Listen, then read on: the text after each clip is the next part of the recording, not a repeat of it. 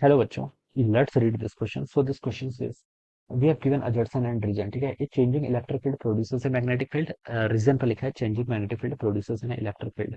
Alright, and we have given four of five options corresponding to this. Okay, तो चलिए इस question का की कॉन्सेप्ट आप देखिए क्या लिख सकते हैं. The key concept of this question is Maxwell Maxwell equation में लिखेंगे.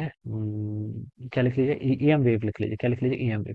ईएम वेव देखिए जब प्रोपोगेट करती है ना, तो आपका इलेक्ट्रिक फील्ड भी वैरी करता है, मैग्नेटिक फील्ड वैरी करता है. और दोनों वैरी करते हैं तो दोनों के कारण एक दूसरी चीज, इलेक्ट्रिक फील्ड के कारण मैग्नेटिक फील्ड प्रोड्यूस होता है. और मैग्नेटिक फील्ड के टाइम रेट ऑफ चेंज. ठीक है, टाइम रेट की यानी कि टाइम के साथ साथ अगर इलेक्ट्रिक फील्ड चेंज होता है तो मैग्नेटिक फील्ड इंड्यूस होगा, और टाइम के साथ साथ अगर मैग्नेटिक फील्ड चेंज होता है तो इलेक्ट्रिक फील्ड इंड्यूस होता है. ठीक है, इसको देखिए हम ऐसे भी लिखते हैं. आपका देखिए डेल क्रॉस ई. ठीक है, ये आपका होता है ये आपका देखिए डेल क्रॉस ई आपका minus del five by del T के इक्वल होता है. ठीक है, ये हमें पता है. ठीक है, डेल क्रॉस ई किसके इक्वल होता है आपका माइनस, ये देखिए हमने पढ़ा हुआ है. ये देखिए मैं बता सकता हूँ, हमने Faraday's law of electromagnetic induction पढ़ी. यहाँ पर हमने पढ़ा था कि जो इंड्यूस ईएमएफ होता है वो किसके इक्वल होता है आपका D five by D T के इक्वल होता है. इजिकल टू कितना होता है आपका D five by D T के इक्वल. ठीक है, ये आपका फाइव भी लिख लीजिए. ठीक है, अब ई को देखिए आप क्या लिख सकते हैं. ई को हम लिखते हैं, देखिए ये क्या है, इंड्यूस ईएमएफ. इसको हम ऐसे लिखते थे E dot DL. E dot DL क्या है, ई यहाँ पर आपका इलेक्ट्रिक फील्ड है. ठीक है, ई क्या आपका इलेक्ट्रिक फील्ड. ठीक है, ये टर्म आपकी आ जाती है. ठीक है, D five by D T. ठीक है, ये ई डॉट डीएल आपका कितना हो गया यहाँ से, minus D five by D T.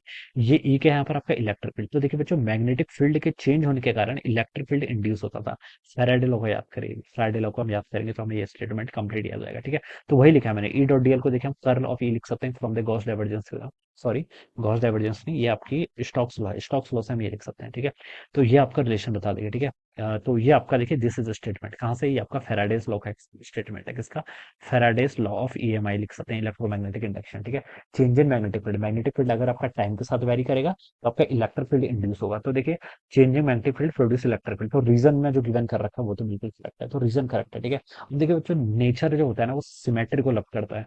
जब फेराडेज ने ये लॉ डिस्कवर की थी तो बहुत सारे ऐसे काउंटर आइडियाज थे कि अगर हम मैग्नेटिक फील्ड के चेंज होने से इलेक्ट्रिक फील्ड जनरेट कर सकते हैं तो इलेक्ट्रिक फील्ड के चेंज होने से भी तो मैग्नेटिक फील्ड जनरेट हो सकता है. ठीक है, तो इस पर देखिए हर्ट्ज ने एक्सपेरिमेंट किया था, और जो उसके रिजल्ट थे वो बाद में जो आपके रिजल्ट आए थे उसको मैक्सवेल ने क्या कहता है समराइज किया था.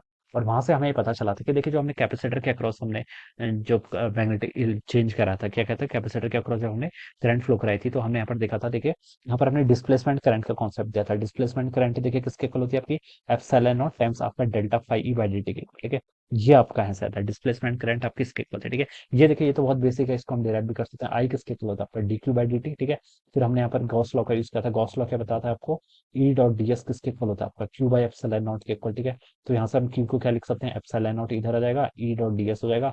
बस यही टर्म को अब हमने इस इक्वेशन पर डायरेक्ट पुट कर लिया था, इसको हमने यहाँ पर पुट कर लिया था और यहाँ से आपका ये रिजल्ट आ गया था. ठीक है, तो ये आपका यहाँ पर से ई डॉट डी एस क्या होता है, फ्लक्स होता है ना, तो फ्लक्स यहाँ से आ गया था. तो देखिए हमने यहाँ पर से देखा डिस्प्लेसमेंट करंट वाली टर्म आपकी यहाँ पर से आई थी.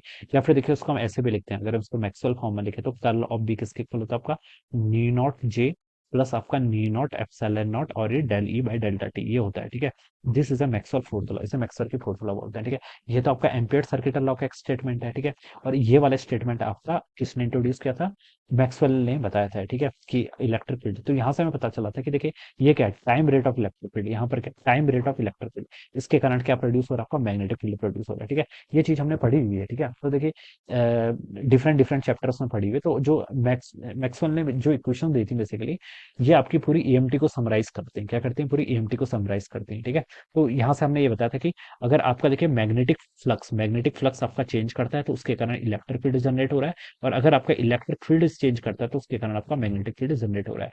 तो देखिए एजर्सन पर लिखा है चेंजिंग इलेक्ट्रिक फील्ड, यहाँ से बता सकते हैं टाइम के साथ अगर आपका इलेक्ट्रिक फील्ड चेंज हुआ तो उसके कारण आपका मैग्नेटिक फील्ड क्या होगा, इंड्यूस होगा. तो बता सकते हैं एजर्सन भी करेक्ट है और रीजन भी करेक्ट है. ठीक है, तो देखिए दोनों ही आपके बिल्कुल करेक्ट है. ठीक है, but reason is not the correct explanation. Reason correct explanation नहीं, दोनों के एक्सप्लेनेशन अलग अलग है. रीजन का करेक्ट एक्सप्लेनेशन मैंने क्या बताया, फैराडेज लॉ से हमें पता चला था. ये हमें कहाँ से पता चला था, डिस्प्लेसमेंट करंट के कॉन्सेप्ट से. ठीक है, तो दोनों करेक्ट तो है but reason is not the correct explanation. तो ऑप्शन बी इसके क्रॉसपॉन्डिंग मोस्ट अप्रोप्रिएट होना चाहिए. ठीक है, this will be the right answer. Alright, so I hope you all understood this concept. All the best and thank you so much.